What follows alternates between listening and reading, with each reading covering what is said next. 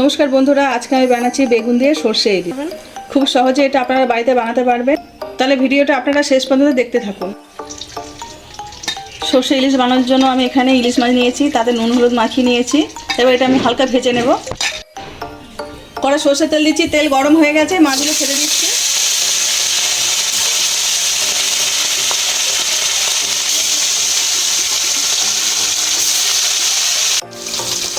মাছগুলো আমি হালকা করে ভেজে নিয়েছি, এবার আমি তুলে নেব।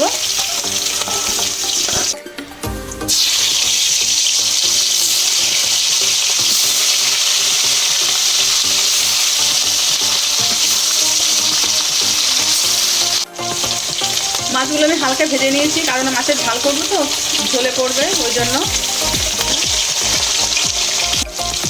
মাছ বেশি কড়া করে ভাজলে ঝোলে মাছটা ভালো লাগবে না খেতে। মাথাগুলো ভেজে নেব। এগুলো হালকা ভেজে নিয়েছি, মাথাগুলো এবার তুলে নিচ্ছি। এই রান্নাটা আমি বেগুন দিয়ে করবো, তার জন্য বেগুনটা আমি হালকা ভেজে নিচ্ছি।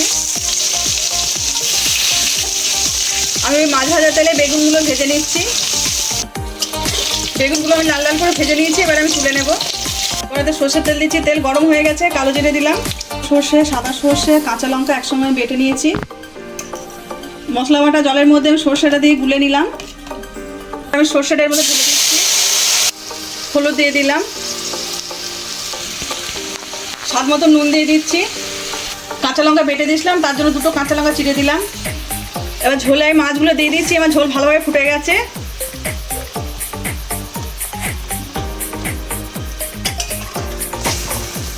ভালো করে আমি ফুটিয়ে নেব।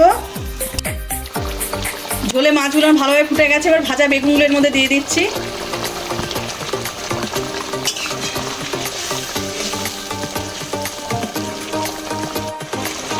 আমার হয়ে গেছে, আমি নামিয়ে নিচ্ছি। ইলিশ মাছ ভাজা তেলটা আমি এর উপর দিয়ে অল্প করে ছড়িয়ে দিয়েছি, সেটা দেখানো হয়নি।